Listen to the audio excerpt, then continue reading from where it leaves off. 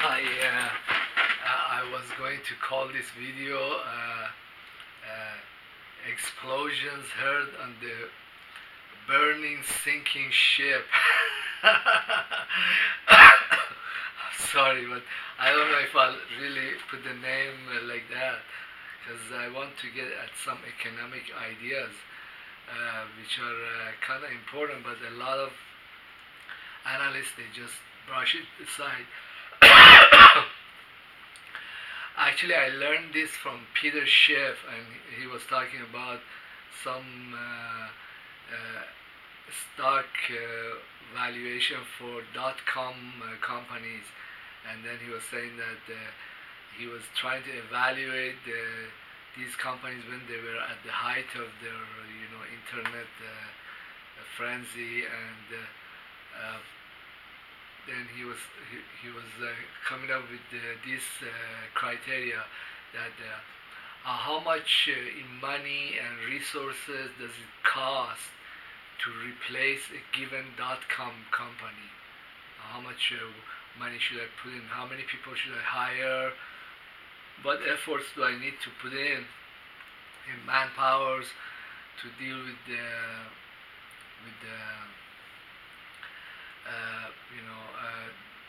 regulations and all that, laws that regards, and how much money would I lose if I made a dot-com company similar to this one and I went public with it. So then he said he realized that the money that he needed to put up, or the effort that he needed to put up to replace one of these companies is minuscule in comparison to the valuation that the companies were getting. So then the dot-com bubble burst, and then a lot of these companies went out of business.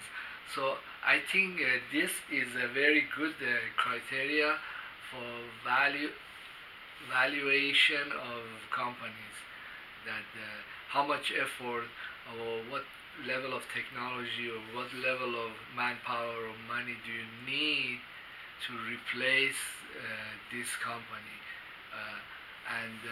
Okay, so then another concept that came up was, I heard in the Kaiser report, that the large percentage of the value of the Dow Jones Industrial Average, it comes from just 5 companies. I think one of them was Netflix, Google, let's see, FANG, Facebook, and Apple. Yeah, there's just 5 companies. And if we look at these companies, the 5 of them, okay, Apple has to still make hardware and go into different countries. They go in China, and they actually make phones and actually hire people, and they have to do distribution and research for the new phones. They have some solid fundamentals that you cannot just simply replace. But the fact is that manufacturing has become very cheap, and the labor is very cheap too in many countries. So I guess they were trying to go to India to make apples over there. So, but besides that, the other companies in that same FANG group, which they acquired the highest valuation or greatest percentage of valuation of Dow Jones Industrial Average, are companies that you could replace them if you had a server farm. Okay, so if I had unlimited computational power, or a very nice server farm that I had, I could replace Facebook, because all it is servers and some software, fancy software. Well, still it's just servers and some employees. How about Google? The same. Well, Google does a lot of research too. They are not as flimsy as Facebook. So yeah, you can replace Google with a lot of servers. If there is some advances in AI, that the search engines become optimized even more, or they offer features, there could come another company like Hassan Search, and then this company will overtake Google. Well, they have acquired some other companies. They might be more solid, but hey, you can replace Google with servers and a bunch of nice programmers. Let's see, Netflix, that's a breeze. You can replace Netflix with servers and programmers. And let's see, I got Facebook, I got Apple, I got Google, I got Netflix. I'm missing one, but I'll look into it. But then, so basically, a lot of analysts are right, saying that this stock market, or this equities market, is based on a lot of vapor. It's based on a cloud. It's not only cloud servers and cloud memory, but it's also is built on a cloud in somebody's head. I think that there are like millions of investors out there, and the problem with them is they think that if I invest money, then there is like a trajectory that the money will just grow and grow. It's like a tree, and it will grow and go into a stratosphere. But I think that's not true. What keeps the U.S. stock market up in the air is a team called Plunge Protection from Federal Reserve, and the fact that a lot of the people have put their hopes and their cash over there. You could put your cash with me. I won't steal as much, but hey, I will have some kind of returns. We'll talk about that later on. Alright, so yeah, the Dow has been taking plunges, like 1,000-point plunges, 1,100 point, 1,300 point plunges, and also I think the reason that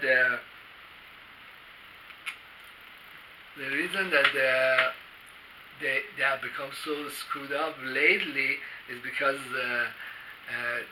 there's a new Federal Reserve Chairman, and he or she, I don't know, I think it's a he, will most likely raise interest rates. So these guys are so addicted to this cheap money. It's like a heroin addict, and the only thing this heroin addict thinks about is his supplier, and if he's got cash to buy more heroin. And as soon as the news comes in that there might be some trouble with the supplier, or his cash is or her cash is dwindling, then he becomes all shook up and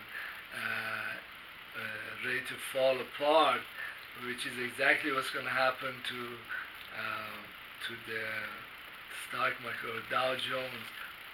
Well, other reasons it could fall apart. The economy might heat up, and then the interest rate will rise naturally, not artificially. Well, I'm still foggy with all this money that the U.S. prints. Then how come? Well, maybe the interest rate is completely something arbitrary, like some jack makes up that interest rate.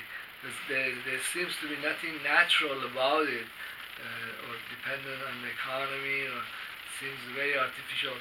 But hey, I heard that a lot of countries are dumping treasuries, and then but the U.S. Federal Reserve keeps buying the treasuries. I don't know, maybe they have become overwhelmed, and then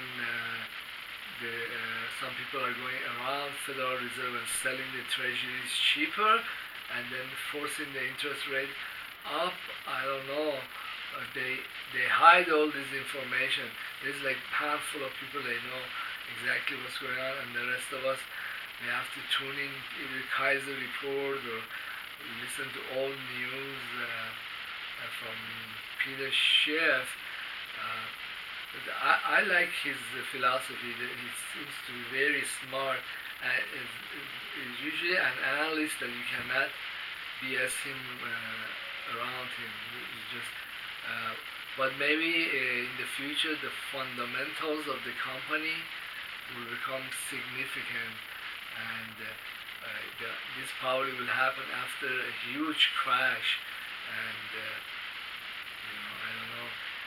Another thing that really interests me is that even if there is a huge crash, even if the dollar dies, the deflation that has been going on in society, and I talked about this in other videos, has been so persistent and so ongoing that people will be able to find many needs and commodities at almost zero price, or almost nothing. I talked about this in another video. For example, I talked about food stuff and clothes and medicine and some other stuff, and I showed examples of how the price has plummeted. Basically, what I think is that the deflation has already done its job. I just want to review one example that like Walmart put 500 generic drugs that most patients use on sale for $4 for a month's supply. So, for example, if I needed the metformin, which is about I use about 80 or 120. I think 90 of them every month. So I think that they put that one more expensive than $4. A month supply for me would be like $10. But is that really? That's like a life-saving drug. Okay, that's something that must have it. And then it's like $10. I read some other examples with food and with clothes. So what? The stock market will crash. So what? The dollar will crash, and we have to use local currency.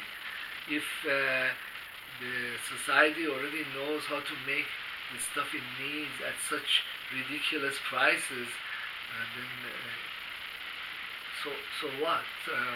I mean, I'm not very concerned, but I think that many corporations and wealthy individuals will lose tremendous amount of money, and I don't know, maybe the Federal Reserve will commit suicide somehow. Well, thank you for listening to my rant, and I'll have more of this stuff. Hey, why are you here in this channel? Well, some guy wrote me a nasty comment, like I had the picture of my mother in a video I made. It was called Peace Equal Prosperity, and he wrote a comment, why don't you have her nude, or why don't you have a nude video instead? Like, he just wanted to piss me off. So I don't care to have millions of viewers. I don't live for you. I have a certain philosophy or opinion. I'm just gonna express it. This is a very small YouTube channel. Few people watch it. It's okay. That's what I want. That's my opinion. I actually don't cater to anybody. I'm not gonna make nude videos. I think most women, they know better, or they can get better. But hey, I am available. I'm single. I do have a nice income. Please call me sometimes. I mean the women, not the gay guys. Okay, thank you very much.